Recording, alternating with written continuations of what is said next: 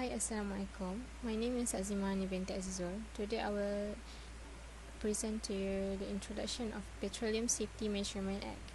The Petroleum Safety Measurement Act 1984 consolidates laws relating to safety in the transportation and storage and utilization of petroleum and other matters relating thereto. Modes of transportation of petroleum prescribed by the Act are water, road, railway, and pipelines. The 6 sections and clauses. First, transportation of petroleum by water. When considering the transportation of petroleum by water, specific regulation and provisions would be outlined in relevant legislation, which can be varied by jurisdiction. Here are some general areas that might be covered in legislation related to the maritime transportation of petroleum. 1. Vessel standards and safety. 2. Emergency response planning. 3.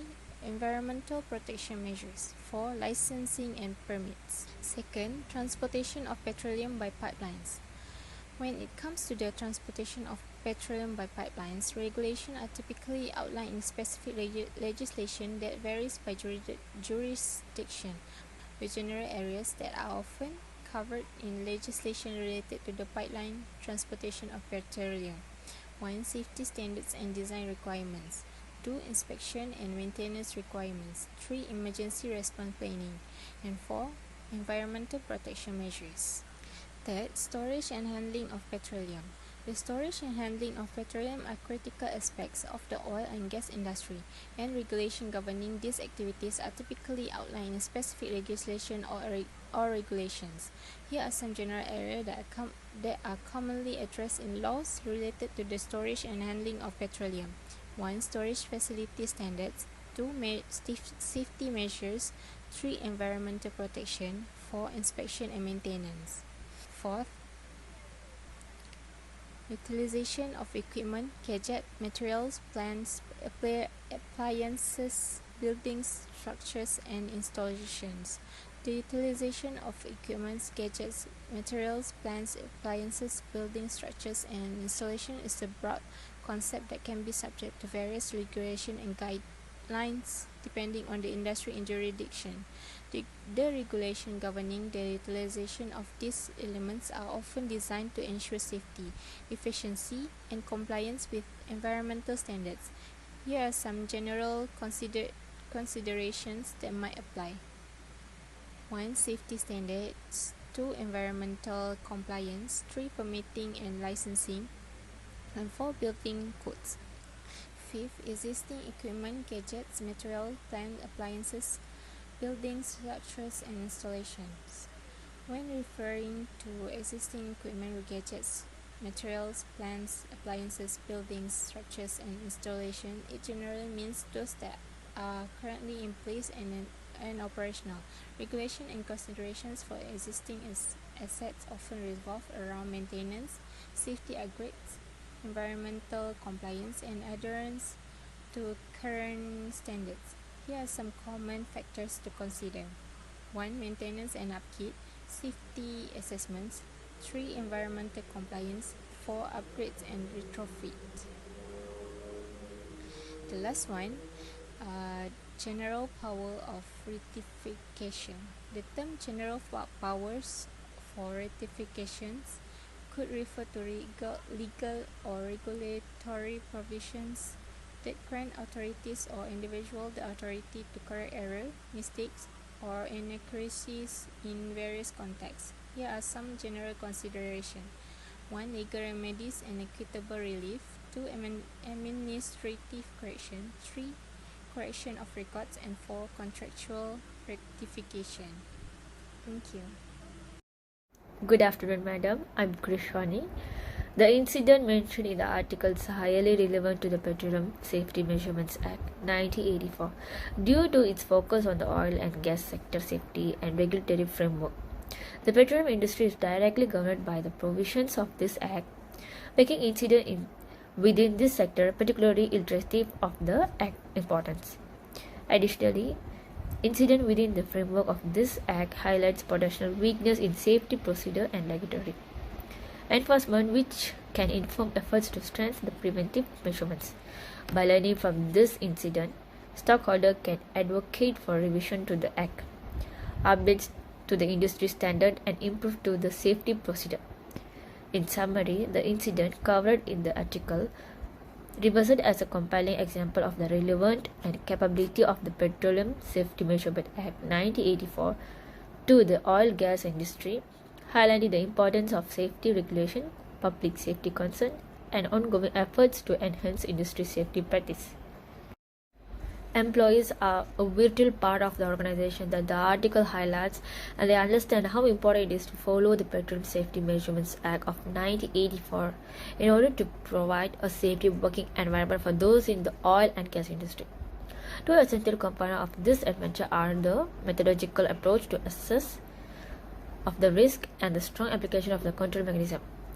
This following provides a roughly explanation of the 7 essential actions that management can take to accomplish this assessment and reduce any risk. Management should place a high priority on this continuous improvement by providing, examining, and revising safety process and protocols, acknowledging that safety is a constant. In compliance with this Petroleum Safety Measurements Act of 1984, management can effectively evaluate and reduce the risk of the accident by following these 7 measurements. The organization exhibited its dedication to maintaining the highest standard of the safety in the oil and gas industry by placing a strong priority on the health and safety of management plays a crucial role in fostering a safety, secure environment by implementing proactive measurements aimed at preventing mishaps accidents from occurring. One of the primary strategies involves ongoing instruction and training initiatives. Continuously safety education ensures that all staff members are well informed about the potential risk and safety precautions, emergency procedure, thus empowering them to make an informed decision in hazardous situations. Tailoring training programs to specific job roles and duty further enhance the effectiveness of its effort. Moreover, conducting safety reviews and audits enable management to identify areas for improvement and evaluation the effectiveness of existing safety measures. By prioritizing on ongoing training and education programs as well as implementing regular maintenance and inspections pursued to management will demonstrate a commitment to maintaining a secure workplace and safeguard health and well-being of employees. These proactive steps not only prevent accident in the near future but also contribute to a culture of safety and continuously improve within the organization. Good morning, my name is Yamuna Devi. Would like to present about Article 2 and elaborate question B. Bryce Parker's Sondiran Berhad explosion 1991. This accident mentioned in the article involved a firecracker factory explosion in Sungai Buloh, Selangor, resulting in 23 deaths and 103 injuries. It is suitable for its presentation as it was considered a major precursor, even leading in legislation of major hazard activities Malaysia. The length of the Pacific regulation at the that time contribute to the severity of the incident, highlight the necessity of subsequent regulation like CIMAHA. And also Tianjin port explosion 2015, while not directly in Malaysia. The explosion in Tianjin, Korea served an international example.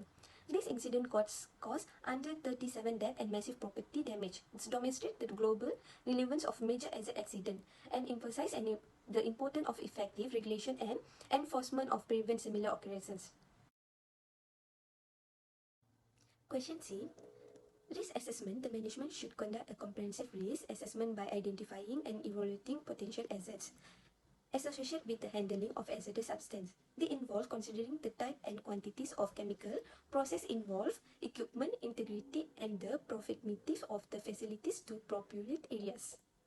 Control methods, safety training and awareness program implement regular training program for employees to raise awareness of the hazards, emergency producer and importance of compliances with CIMAH regulation. This ensures that the workforce is adequately prepared to handle hazardous materials. Investment in technologies and infrastructure, upgrade and maintain technological system to monitor and control hazardous substance. This include investing in advanced safety measures such as automated monitoring system, emergency shutdown mechanism, and improve infrastructures to contain and mitigate incident. And lastly, question D. First, daily safety inspection conduct regular safety inspection of equipment storage area and operational progress to identify address potential hazard properly. This productive approach ensure any that problem issue are identified before they are escalated to major safety concern.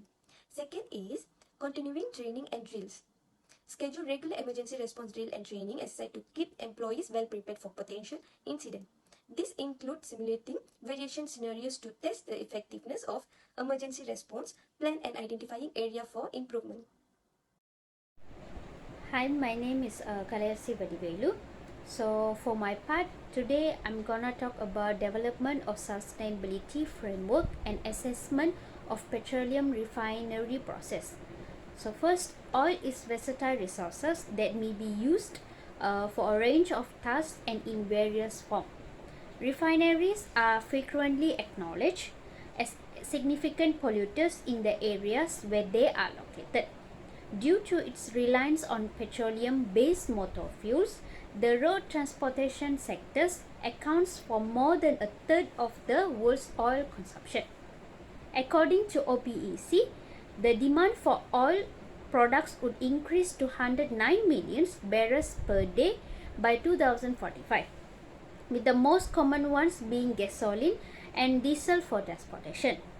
Carbon dioxide levels in the atmosphere have risen to their highest point in at least 800,000 wide, and they are continuously rising. Companies must take efforts across a variety of operations to reduce emission from oil and gas operations. Based on first slides, approximately 2,500 refining products are produced by the petroleum refining industry. As of 2019, Malaysia is the second largest producer of oil and natural gas in Southeast Asia and the world's third largest exporter of liquefied natural gas, which is LNG. All oil and gas exploration and production projects in Malaysia are exclusively owned by the National Oil and Gas Company, and its Petroleum Management Unit, which is PMU, is in control of all upstream licensing producers. Due to rising worldwide demand, widely fluctuating prices, and strict environmental rules, the petroleum refining industry, which is PRI, faces three issues, which is environmental effect, second is industry-based humanitarian assess performance constraints, and third is environmental footprint. Hi, oil and gas, well, drilling and servicing activities involves many different types of equipment and materials. So recognizing and controlling hazards is criteria to preventing injuries and death. Several of these hazards are highlighted below. So see standards and enforcement for more information and evaluation and control equipment. So, the point is vehicle collisions. Workers and equipment are required to be transported to and from well sites. Wells are often located in remote areas and require traveling long distance to get to the sites. Highway vehicles crashes are the leading causes of oil and gas extraction workers' fatalities. Roughly 4 of every 10 workers killed on the job in the industry are killed as a result of a highway vehicle incident.